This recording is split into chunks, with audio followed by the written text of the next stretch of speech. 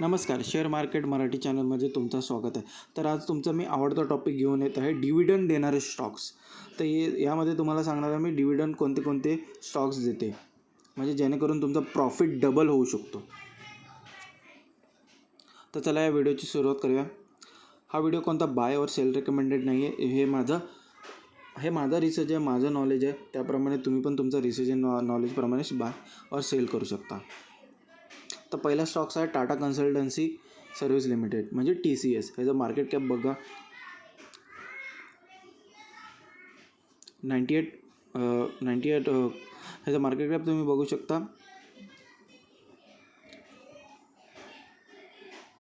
ह्याचं तुम्ही market cap बघू शकता 9,87,872 करोड रुपये.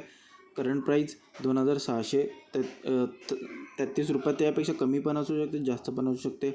ही कंपनी डिव्हिडंड देते 1.25%, म्हणजे चांगलं डिव्हिडंड देते कंपनी. नेक्स्ट स्टॉक आहे हिंदुस्तान युनिलिव्हर लिमिटेड. ही कंपनी 80 वर्षापासून जुनी कंपनी आणि आपलं 9 आउट ऑफ 10 म्हणजे 10पैकी 9 प्रोडक्ट आपण त्याचे यूज करतो घरात, पण आपल्याला माहीतच नसतात. तर या कंपनीचं मार्केट कॅप आहे 4,98,600 करोड रुपये आणि ही कंपनी डिव्हिडंड देते 1.18%. नेक्स्ट कंपनी आहे विप्रो लिमिटेड, म्हणजेच आय टी कंपनी आहे. जसं TCS आहे, जसं TCS डिव्हिडंड देते, ही कंपनीसुद्धा डिव्हिडंड देते. 0.30% डिव्हिडंड देते. ह्याचं मार्केट कॅप आहे 1,92,854 करोड रुपयाचा. करंट प्राईस 345 ते 342 असं काही चालू आहे, एक्झॅक्ट मला माहीत नाही. तर डिव्हिडंड म्हणजे काय, डिव्हिडंड म्हणजे काय हे तुम्ही शेअर्स तर बघितले, पण डिव्हिडंड म्हणजे काय हे प्रॉपर आपलं बघणं गरजेचं आहे. जर तुम्ही शेअर्सकडे बघून आणि त्याचं डिव्हिडंड पर्सेंटेज बघून जर तुम्ही शेअर्स बाय करत असाल, मग तुम्हाला त्याचा काही उपयोग होणार नाही. नंतर जाऊन ती कंपनी डिसाईड पण करू शकते की त्याला डिव्हिडंड द्यायचा आहे की नाही. मग तुम्ही म्हणाल की तुम्ही डिव्हिडंड भेटणारे स्टॉक सांगितले, पण या कंपनीने डिव्हिडंडच दिला नाही. तर त्यामागचं लॉजिक आणि त्याचं माझं रिझन तर समजून घ्या. डिव्हिडंड म्हणजे काय ते तरी समजून घ्या.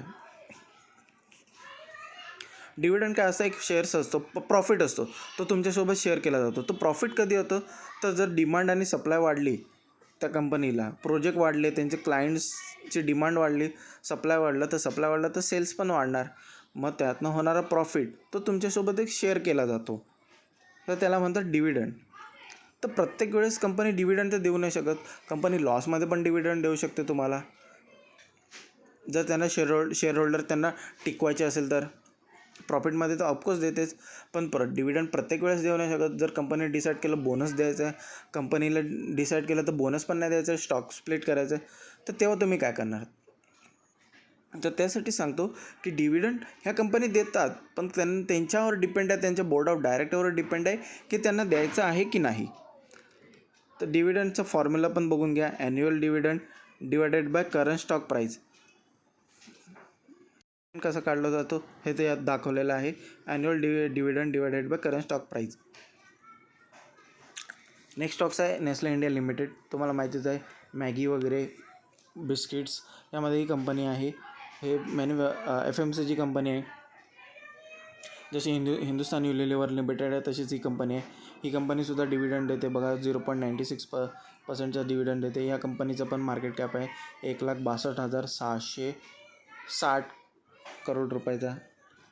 या कंपनीचं करंट प्राईस 16,000पेक्षा जास्त आहे. तर तुम्ही बाय ऑन डिप्स केला, मार्केट क्रॅश झाला, तर तुम्ही हा नक्कीच शेअर तुमच्या वॉचलिस्टमध्ये असणं गरजेचं आहे.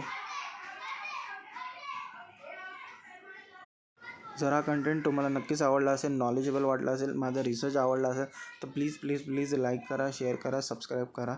धन्यवाद.